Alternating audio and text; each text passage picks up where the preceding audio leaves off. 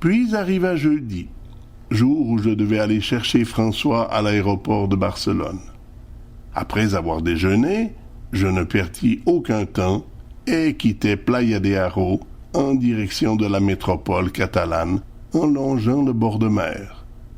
J'aurais pu évidemment prendre la direction de Gérone pour retrouver l'autoroute 28 km déjà à partir de Playa.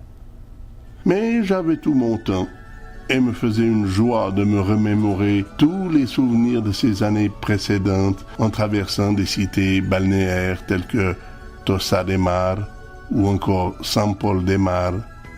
Et ce fut justement depuis Sant Pol de Mar que le trafic devint de plus en plus intense. Chaque fois que la chaussée m'aurait permis de dépasser les traînards, j'en étais empêché par une signalisation provisoire qui donnait priorité au trafic venant en sens inverse. Les minutes passaient et ma prévision de rouler à 80-90 km à l'heure se voyait totalement compromise suite à ce favoritisme accordé aux conducteurs venant en sens inverse. Je devais donc quitter la route du bord de mer à Mataro et tenter de rattraper mon léger retard sur l'autoroute. J'étais presque parvenu à l'entrée de Barcelone. Seulement voilà, l'autoroute ne contournait pas la ville jusqu'à l'aéroport, mais s'arrêtait à l'entrée de la grande ville, me laissant ainsi à mon triste sort de devoir traverser la capitale catalane à travers rues et avenues, tout en cherchant l'aéroport. À plus d'une reprise, je m'arrêtais pour demander ma route. Dispénseme usted, ¿dónde está l'aeropuerto de Las Palmas? ¿Qué? Je me rendais alors compte que ma question était totalement déplacée et pouvait surprendre. Même la carte la plus précise de la ville de Barcelone n'aurait pu m'indiquer l'emplacement d'un aéroport situé à plus de 4000 km. Mais dans ma tête, on aurait dit que c'était comme un automatisme et que les deux noms Aeroporto et Las Palmas ne faisaient qu'un. Après les avoir tellement entendus et réentendus quelques semaines auparavant, mon cerveau les avait associés et enregistrés tels quels. J'apportais donc une sensible correction à ma question et obtenais le renseignement pour poursuivre ma route jusqu'au prochain carrefour. Il était 13h30 lorsque j'arrivais devant le terminal de l'aéroport. Comme j'avais 30 minutes de retard, je laissais ma voiture en bordure de l'allée centrale. Je me doutais bien que François devait déjà m'attendre et de ce fait, je n'avais aucune raison de chercher un stationnement puisque nous avions qu'à charger les bagages et quitter les lieux. Mais François, le madrilène, ne m'attendait pas devant le terminal. Était-il reparti à l'intérieur, voyant que je n'étais pas là? Pour le savoir, je fus contraint de laisser ma voiture sur place et me rendre dans le bâtiment central au bureau de renseignement pour savoir si le vol en provenance de Madrid était bel et bien arrivé. Je fus alors rassuré. Le vol ayant dû être retardé, il me restait encore 20 minutes avant l'arrivée de François. Bonnard, j'ai juste le temps d'aller dîner au restaurant de l'aéroport. Et 20 minutes plus tard, j'étais derrière la baie vitrée de l'aire d'arrivée afin de voir si François avait toujours bien la même tête sur les épaules. Mais là encore, lorsque les passagers furent descendus, le madrilène en question ne faisait toujours pas partie de l'effectif. Je me rendis à nouveau au bureau de renseignement pour tenter d'élucider la seconde absence de mon ami François. La dame qui me répondit me fit comprendre que ce genre de vol n'avait pas de place réservée et que si mon amigo ne se trouvait pas parmi les passagers présents, il serait sans doute dans le vol suivant qui devait arriver 10 minutes plus tard. J'attendis le temps nécessaire et François n'était toujours pas présent parmi les passagers du DC-9 de la compagnie Iberia qui venait d'atterrir en provenance de Madrid. Bon, encore une attente comme celle-ci. Et s'il n'est pas là au prochain vol, là, moi, je téléphone à Madrid pour savoir si le big boss du Piccolo, nom de son magasin, a bien pris le départ pour la Costa Brava. Pour une dernière fois, j'allais me renseigner et n'eus même pas besoin de déranger l'hôtesse, ayant auparavant repéré où elle prenait ses informations concernant les heures d'arrivée des avions. Après avoir lu sur leur écran qu'il ne restait que 5 minutes avant le prochain arrivage, je me dirigeais vers la baie vitrée afin de voir débarquer cet ami François. Ah, le voilà quand même. Chut. Il était bien présent cette fois-ci et n'avait pas changé. Toujours un peu frisé, une chevelure de couleur noire, quelque peu désinvolte, avec une vague au milieu du front. Lorsqu'il me rejoint, il m'expliqua son retard. Il me fit comprendre que cette ligne interurbaine était à comparer à des trains directs voyageant de Lausanne à Yverdon, partant régulièrement toutes les 10 minutes, ou encore chaque fois que le plein de passagers était fait. Si ce jour-là la circulation sur les routes était si dense et les avions si chargés, c'était simplement qu'il s'agissait d'un jour férié et que les Espagnols en général, et François en particulier, voulaient tous se rendre au bord de la mer. Après qu'il eut récupéré ses bagages, nous nous rendîmes à la voiture où m'attendait une contravention pour stationnement en zone interdite. Contravention qui, à dire vrai, ne me coûta pas cher, puisqu'aujourd'hui encore, jour où je compose ces lignes, le 13 mars 1980, elle se trouve toujours sur mon tableau de bord, non payée. À défaut d'une carte postale, je la garde en souvenir de mes dernières vacances à la Costa Brava. Sans attendre le retour du contractuel, qui aurait pu nous causer des difficultés, nous quittâmes l'aéroport, puis Barcelone, pour nous diriger vers Playa de Haro. Nous bavardions depuis déjà quelques minutes, quand il attira mon attention sur une voiture que l'on venait de dépasser. « Tu as vu qui c'était dans cette voiture ?»« Oh non, j'ai bien assez à faire à regarder mes écriteaux. » C'était José Luis de Villalonga, l'acteur de cinéma. « T'es sûr ?» Puis c'est lui qui conduit sa propre voiture, il n'a pas de chauffeur. Il faut croire que non. Tu sais, il y a tellement de nombreuses villas sur la Costa Brava qui appartiennent à des acteurs et à des gens célèbres. Ainsi, de fil en aiguille, nous parlâmes de cinéma, de cyclisme, de notre avenir et de notre passé. Pour terminer, lorsque nos sujets furent épuisés, nous nous contentâmes simplement de parler de la simple réalité.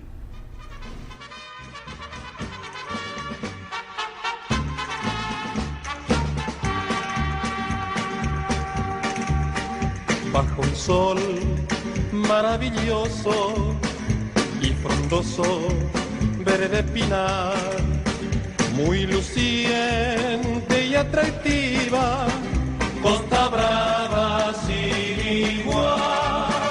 Es por vos muy primorosa, codiciada es cada que y un jardín lleno de rosas, rosa hermosa que es vergel.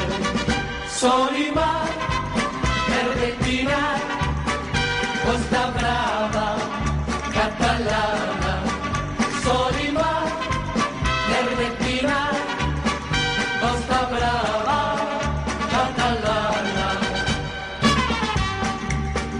Como puerto de la selva, sugestiva angelical, la escala pintoresca y Ampuria señorial, Bagurtiene sus arrieras, aigua freda y fornel, aigua blava y satuna, forma norma de mujer. Sol y mar, verde pinar, Costa Brava, catalana. Sol y mar, verde pinar, Costa Brava, catalana. Amarillo como Yafrán, la de arenas San Marina, San Citina, San Sebastián, perfumada y cantarina, palabó cosas de mar, playa de aro, Sagaró, San Feliu de Quición, y también lloré de mar. Sol y mar, verde pinar, Costa Brava, catalana. Sol y mar, verde pinar, Costa Brava, catalana.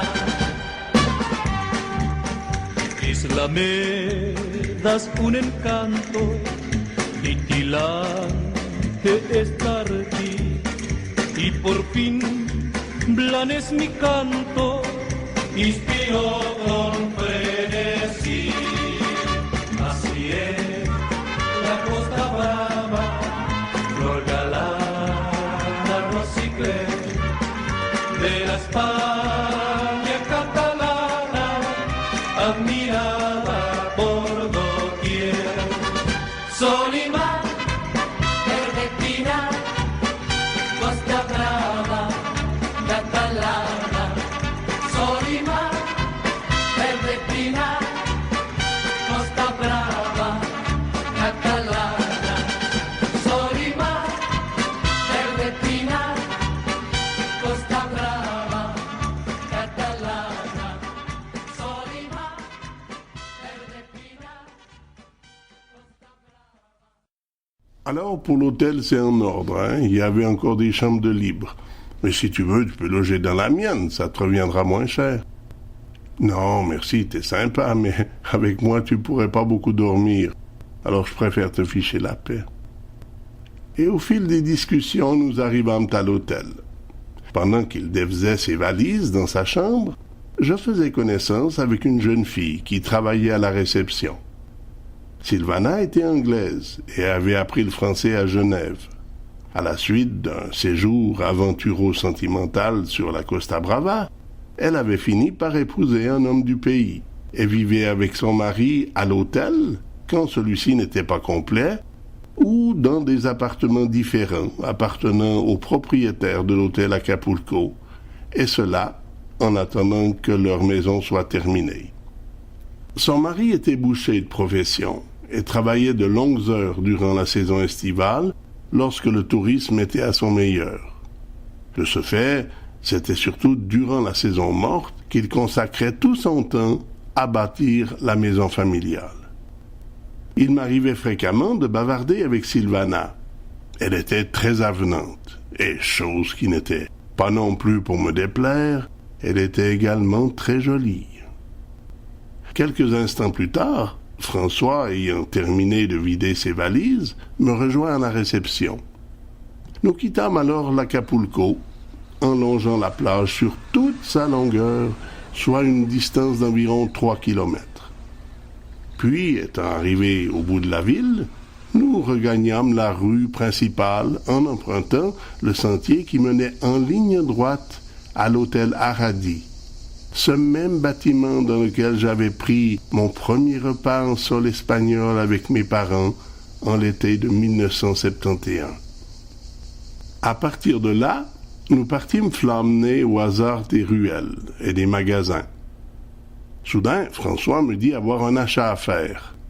Comme il n'était pas venu en vacances au bord de la mer depuis plusieurs années et que son costume de bain lui était trop juste, il décida d'aller en chercher un, bien adapté cette fois-ci. Sans plus attendre, nous nous rendîmes dans une grande surface. Pendant qu'il dialoguait avec la vendeuse, de mon côté, je ne restais pas inactif et regardais sur les comptoirs tout ce que le magasin avait à offrir à sa clientèle. Brusquement, un déclic se produisit en moi. Du parfum. Il faut que je trouve mon parfum favori. Du Pins ou encore du Nenuco. Alors cherche et trouve. Quand François me retrouva quelques rayons plus loin, c'était pour me voir moi aussi sortir mon porte-monnaie et payer une bouteille d'1 litre de ce parfum typiquement espagnol que j'aimais utiliser comme liquide d'après-rasage. Après avoir tous deux trouvé ce que nous cherchions, nous prîmes sans trop nous presser la direction de l'hôtel. Arrivé à l'hôtel, une personne nous attendait. Mademoiselle Edith Solterman, l'hôtesse de l'agence Raitour Suisse, agence à laquelle j'avais fait appel pour ma réservation à l'Acapulco. Cette hôtesse, qui habitait Lloret de Mar, se rendait de cité balnéaire en cité balnéaire tous les jours de la semaine. Son travail, conseiller, aider et renseigner les clients de son agence sur toutes les questions ayant trait au bon déroulement de leur séjour à la Costa Brava. Comme elle venait de faire 1h30 de route pour me rencontrer et que je l'avais fait attendre, je me sentais un peu mal à l'aise. « Oh, excusez-moi, j'ai complètement oublié que vous passiez aujourd'hui. J'ai pourtant bien lu sur le panneau de la réception l'heure de votre passage, et ça m'était complètement sorti de la tête. Je vous ai fait attendre? » « Non, rassurez-vous, je n'ai pas eu besoin d'attendre car j'arrive à présent.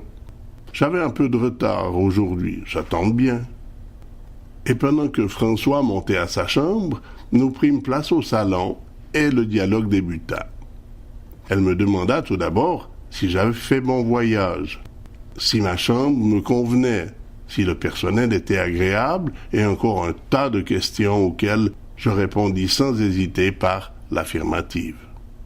Quand elle s'aperçut que tout allait pour le mieux, elle me proposa différentes excursions ou divertissements. De prime abord, je n'étais pas intéressé par les excursions qu'elle me proposait. Playa de Haro avait tellement à offrir comme divertissement nocturne que...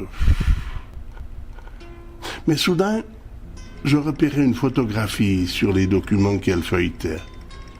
Ah, ben tenez, ça peut-être ça pourrait m'intéresser. Une corrida.